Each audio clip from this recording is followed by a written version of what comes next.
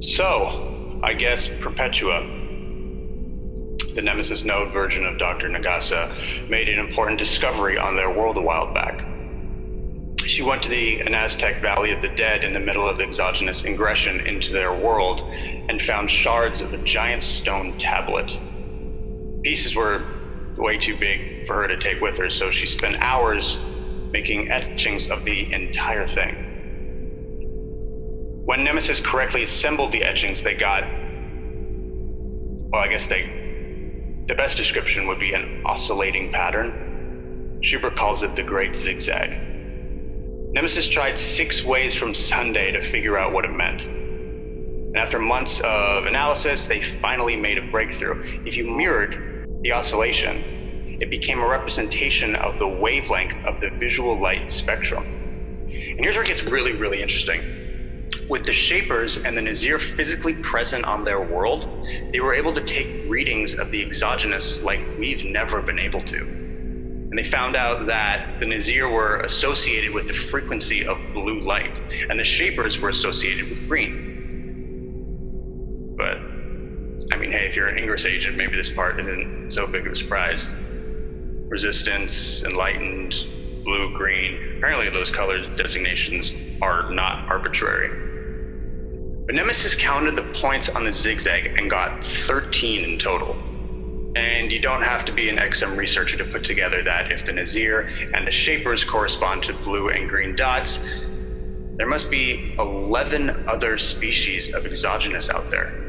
Or at least there were at one time. Now, Nemesis has shared this great zigzag with us. Me and Carrie have been digging into it, and we think we found something that Nemesis missed.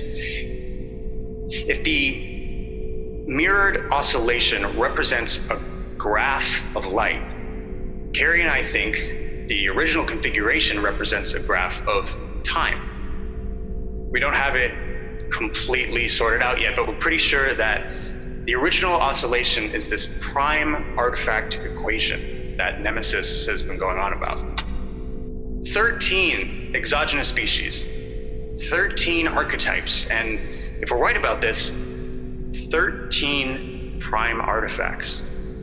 We found 11 of the artifacts so far, which means there's still 2 out there. The Darsana lenses are safe with me. Calvin gave them to me for safekeeping, and they gave him his glimpse of the future.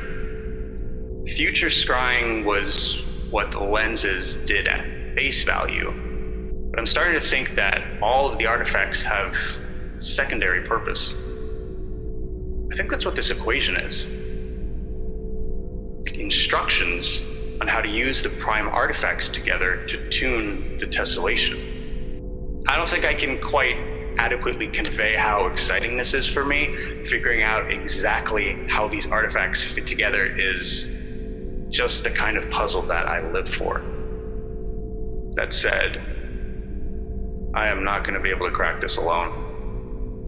We're all going to have to work together if we hope to get through this. The exogenous are coming to a Cyrus node, and it's going to come down to us, Nemesis, and all of you agents out there, to keep them on the outside looking in. This is the ingression the Resistance has been afraid of since XM was first discovered. This is the thing that we have to stop.